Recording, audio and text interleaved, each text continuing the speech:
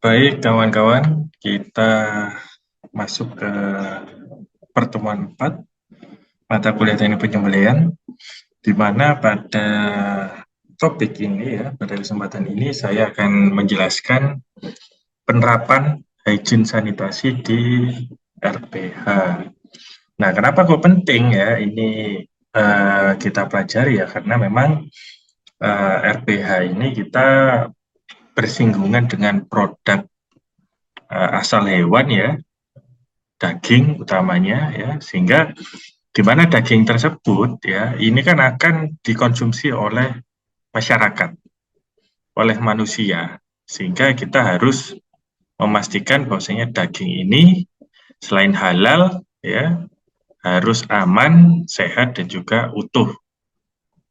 Nah, keamanan pangannya ini yang kemudian bisa kita pastikan ya dengan penerapan hygiene sanitasi yang baik di RPH atau tempat kita bekerja. Oke, kita mulai.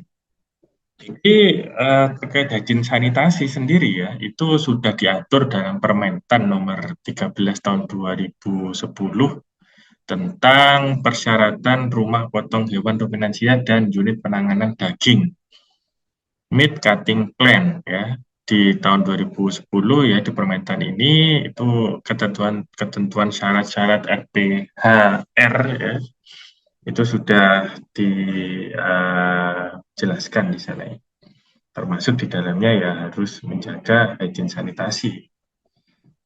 Nah, lalu kemudian RPH dan UPD ya. RPH itu rumah potong hewan, kalau UPD itu unit penanganan daging. Ini harus dilengkapi dengan fasilitas hygiene sanitasi. Nah, fasilitas ini ya itu harus mampu menjamin bahwasannya proses pembersihan, proses sanitasi baik itu bangunan, lingkungan, peralatan, karyawan ya ini diterapkan dan juga efektif. Efektif ini artinya apa ya? Artinya kalau efektif ini tidak ada cemaran ya pada produk nantinya. Nah, secara umum, praktek hygiene sanitasi pada pangan itu mencakup penerapan pada personal. Personal itu apa? Personal itu adalah orang yang bekerja, pekerjanya, penangan daging, ya, itu adalah dari aspek personal. Lalu kemudian penerapan pada bangunan, bangunan lingkungannya, ya, itu memakai bangunan itu di sini bersih tidaknya ya lalu kemudian sering didesinfeksi atau tidak. Jadi dalam proses desinfeksi ya itu tidak hanya peralatannya saja ya termasuk di sini ya penerapan peralatan ya tapi bangunannya pun juga secara berkala harus kita bersihkan ya harus kita desinfeksi. Lalu kemudian proses produksi itu menjadi harus melaksanakan praktek hygiene sanitasi, di mana kalau pada saat proses produksi kan kita langsung bersentuhan ya dengan produk pangan asal hewan tersebut ya. Lalu kemudian penyimpanan dan juga pada proses distribusi itu harus menerapkan hygiene sanitasi. Nah, menurut Bolton 2021 ya, menurut Bolton 2001 itu terdapat 4 titik kendali kritis dalam proses penyembelihan di RPH. Apa saja? Jadi yang pertama adalah pelepasan kulit, di mana pada saat pelepasan kulit ya daging atau karkas ya berpotensi untuk tercemar ya tercemar oleh bakteri, mikroba lain ya dari luar.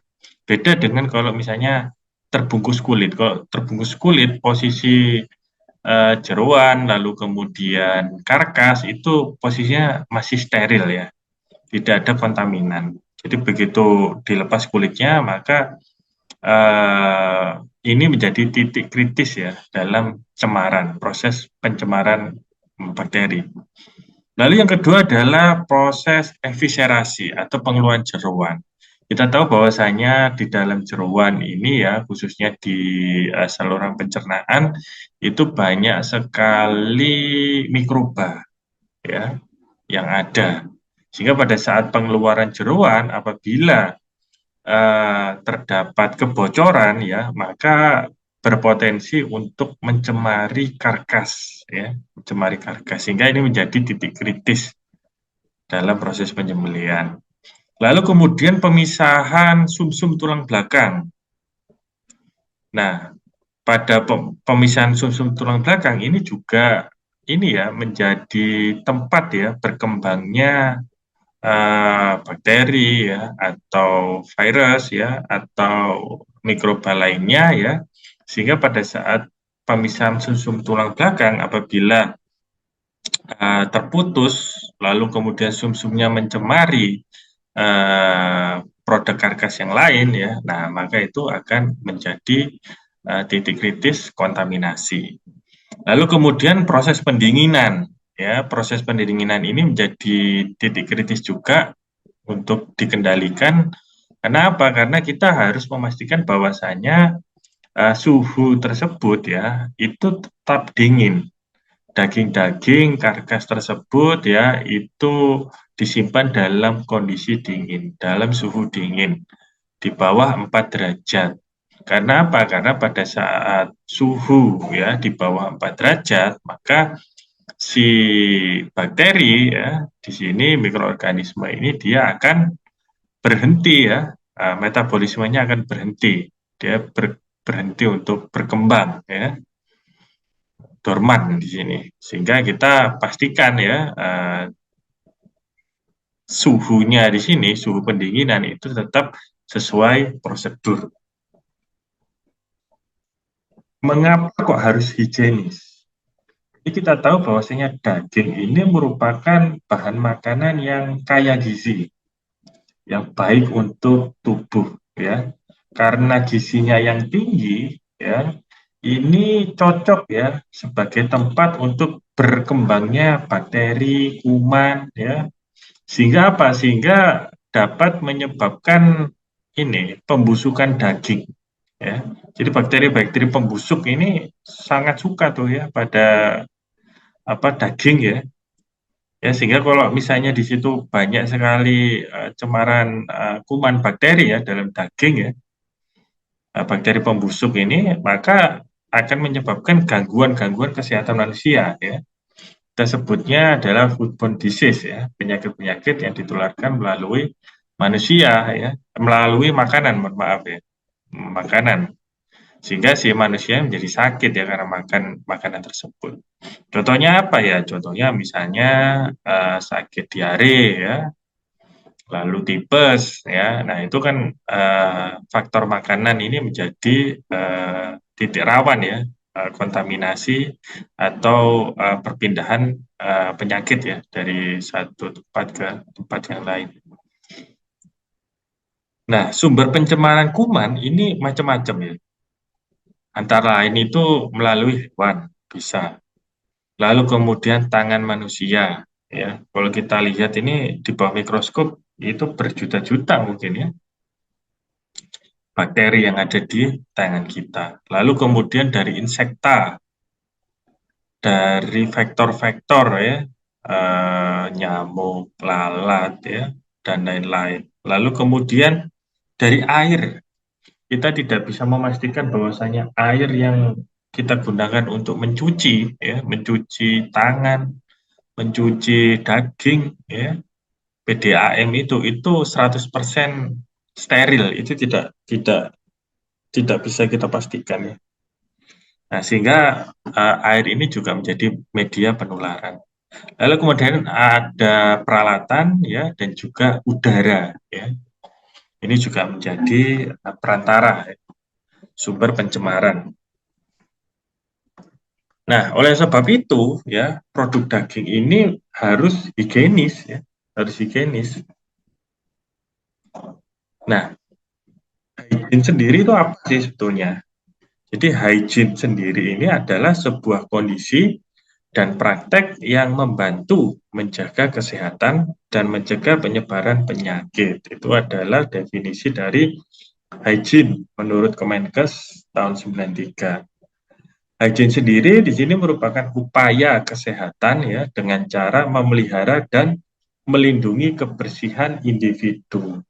Jadi dititik beratkan untuk hygiene ini adalah ke personal masing-masing. Bagaimana individu ini bisa melindungi, ya, menjaga, memelihara kebersihannya, ya, sehingga apa? Kalau dia bersih, ya, tidak mungkin kemudian menyebarkan penyakit kan gitu. Kalau dia bersih, artinya dia akan sehat. Produk yang ditangani juga akan sehat juga.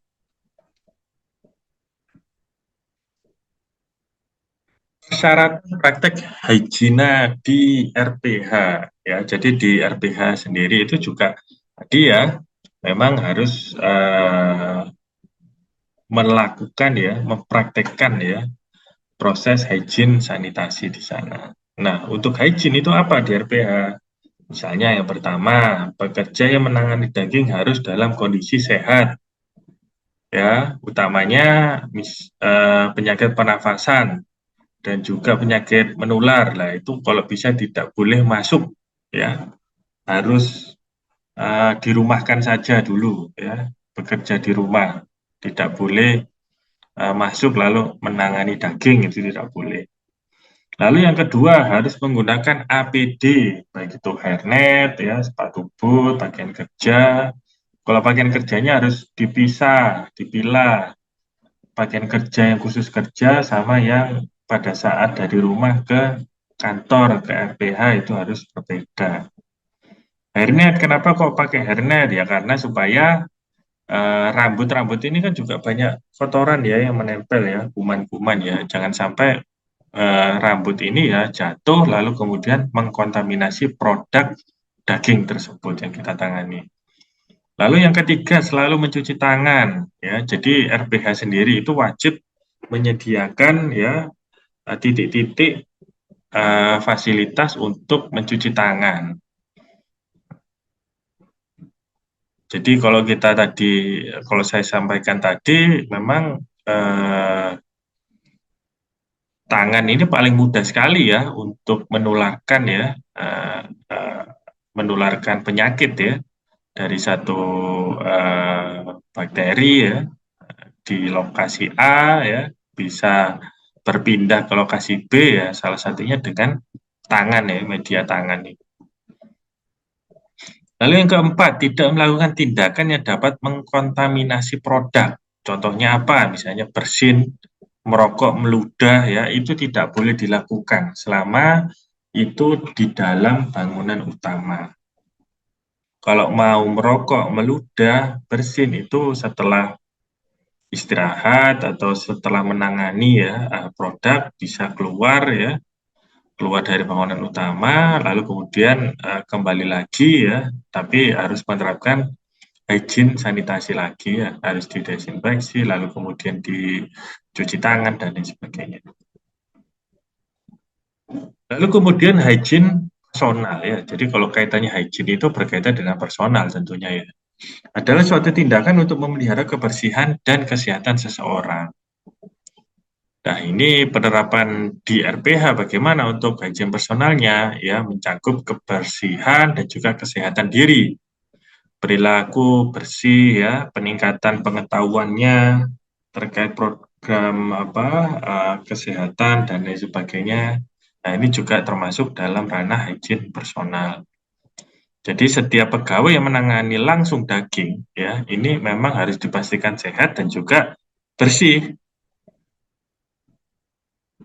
Dan penerapan kebersihan pribadi ini ya, hygiene personal ini itu akan menjamin ya orang yang berhubungan dengan daging itu tidak akan mencemari bahan makanan tersebut. Melalui apa ya? Melalui kebersihan diri yang sudah mereka jaga. Dia akan mengaplikasikan lalu kemudian berperilaku ya sesuai dengan prosedur. Karena apa? Karena kita sudah latih tuh di situ. Kita kasih peningkatan pengetahuan, pemahaman ya terkait program hygiene sanitasi di RPH. Nah, lalu kemudian selama menangani pangan, itu tidak boleh pakai perhiasan, tidak boleh kemudian pegang-pegang wajah, pegang-pegang rambut, garuk-garuk kulit, itu tidak boleh. Lalu kita harus pakai APD. Pegawai harus sehat, yang sakit tidak boleh masuk ya, atau kemudian tidak boleh menangani daging secara langsung. Nah, itu tidak boleh. Penyakit manusia yang dapat ditularkan melalui pangan, ya, contohnya penyakit nafas, penyakit saluran nafas. Contohnya apa? Ada radang tenggorokan, ada demam, ada radang paru-paru, ya, TBC dan lain sebagainya. Ini banyak sekali penyakit ya yang bisa ditularkan melalui uh, bahan pangan ya.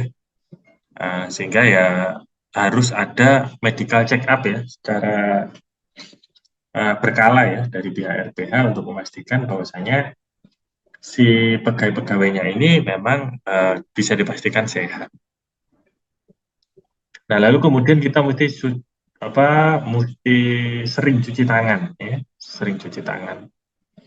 Karena apa ya? Karena cuci tangan ini tidak hanya kemudian pakai air mengalir saja ya, tapi harus pakai sabun.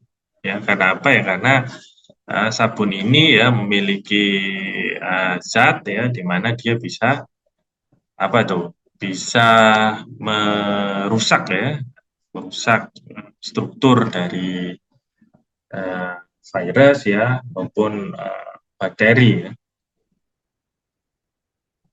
Lalu kemudian, nah kalau cuci tangan itu kita harus tidak hanya kita pakai sabun terus kita bilas, tidak ya. Kita harus kasih waktu yang cukup ya. Seenggaknya itu 30 detik ya kita mencuci tangan sambil dihitung ya. Nah, supaya apa ya? Supaya membuat zat tersebut ya bisa kontak dengan bakteri virus ya, kemudian bisa membuat mereka mati ya.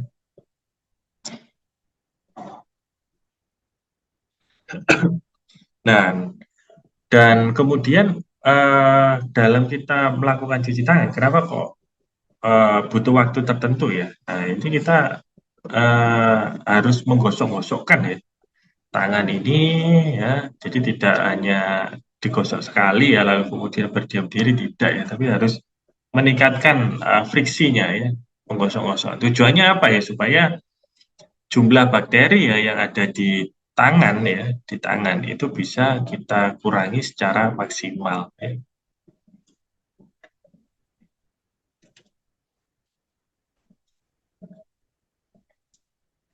Dan kemudian kita masuk ke sanitasi ya, kawan-kawan semuanya.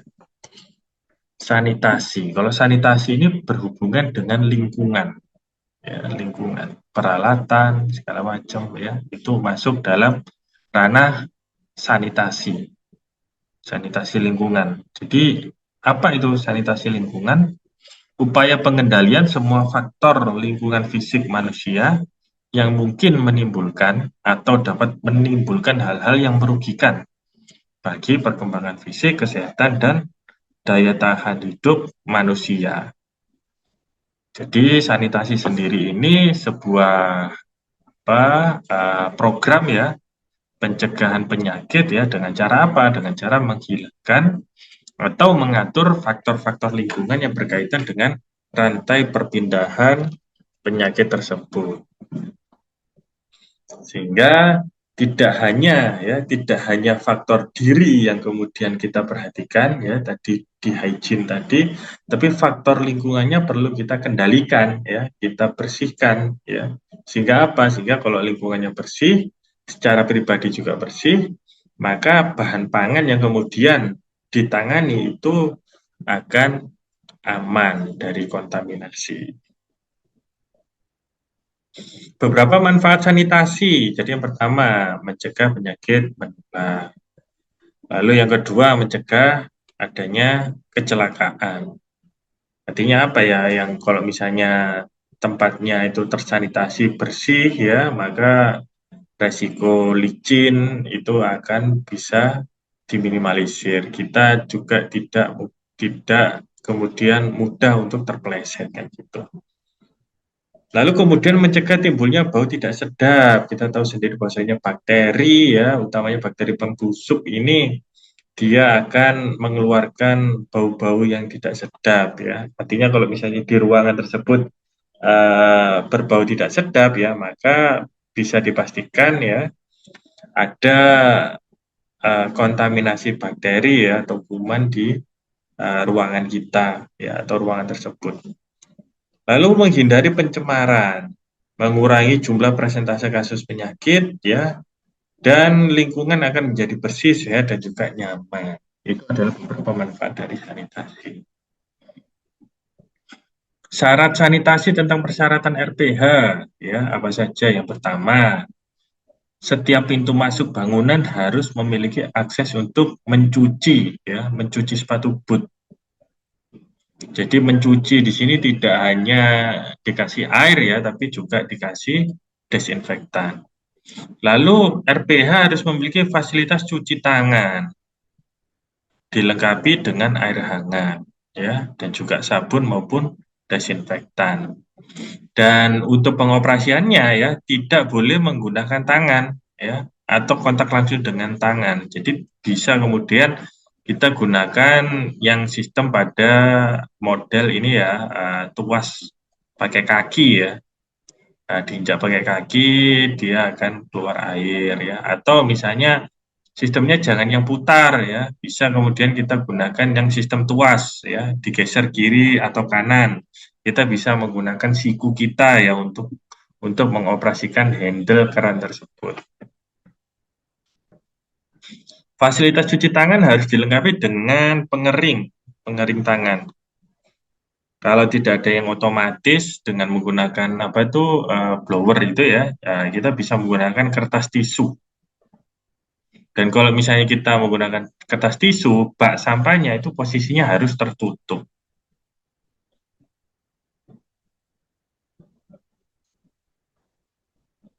Lalu kemudian pisau dan peralatan yang digunakan harus dicuci dengan air ya, air panas, suhunya harus lebih dari 82 derajat. Supaya apa ya? Supaya mikroba yang menempel pada pisau dan peralatan lain ya itu akan mati. Tidak diperkenankan ya menggunakan bahan kimia berbahaya yang tidak diperbolehkan untuk pangan. Nah, jadi kita nggak boleh tuh pakai zat-zat kimia yang memang tidak direkomendasikan untuk pangan. Karena nanti akan berimbas ya menjadi residu atau meracuni ya manusia ya atau konsumen yang memakan produk asal hewan kita. Lalu setiap selesai proses pemotongan dan produksi karkas ya ini harus dilakukan proses pembersihan ya. Jadi setelah rangkaian proses penyembelihan, pemotongan dan lain-lain itu selesai dilakukan ya, harus dibersihkan, harus didesinfeksi secara keseluruhan RPH tersebut. Jadi kalau pemotongannya dini hari ya, misalnya malam sampai dini hari, maka pagi itu harus sudah bersih. Nah, harus sudah tidak ada bau ya pagi hari itu. Kebersihan di lingkungan ya sekitar RPH ya ini harus dipelihara secara berkala. Artinya apa ya? Artinya sampah-sampah segala macamnya ya itu harus dibersihkan ya, tidak boleh kemudian jorok ya di lingkungan RPH karena yang kita tangani di sini adalah daging. Nah, lalu kemudian pisau sebagai media kontaminan. Kita tahu bahwasanya pisau ini yang sering bersentuhan dengan produk daging. Ya, kita memotong daging ya dengan pisau. Kita memisahkan tulang dengan daging ya itu dengan pisau. kita melakukan pengulitan dengan pisau ya, sehingga pisau di sini rentan ya sebagai media kontaminan. Nah, sebaiknya ya pisau ini setelah kita gunakan, kalau misalnya kita lakukan penyembelihan ya, nah itu harus kemudian kita bersihkan ya, kita desinfeksi menggunakan air panas. Jadi eh, fasilitas air panas ini ya itu memang wajib disediakan ya, utamanya bagi eh, juleha ya. Jadi setelah dilakukan penyembelihan ya, nah, kita bisa desinfeksi, kita celupkan ke air panas, lalu kemudian kita gunakan lagi seperti itu. Dan idealnya kita bisa menggunakan dua pisau ya. Jadi satu pisau itu posisi itu ready ya, ready untuk kemudian kita gunakan untuk penyembelihan. Yang satu ya itu kita masukkan ke air panas ya, masuk dalam proses desinfeksi. Jadi setelah yang satu kita gunakan, satunya kita masukkan ke desinfeksi, yang pisau yang sudah terdesinfeksi bisa kita gunakan lagi untuk pemotongan uh, ternak berikutnya. Nah, ini adalah contoh penerapan hygiene sanitasi di RPH. Jadi ada himbauan ya, tata tertib, lalu kemudian gambar-gambar untuk hygiene personal ya, untuk mencuci tangan. Nah, ini memang wajib ya, kemudian diinformasikan ya ke di RPH. Jadi yang melihat itu tidak hanya petugas saja ya, tapi yang tidak berkepentingan pun ya, itu bisa melihat dan bisa menerapkan hygiene sanitasinya. Saya kira demikian untuk pembahasan topik kali ini. Terima kasih atas atensinya, kawan-kawan sekalian. Kita sambung di perkuliahan berikutnya. Terima kasih. Wassalamualaikum warahmatullahi wabarakatuh.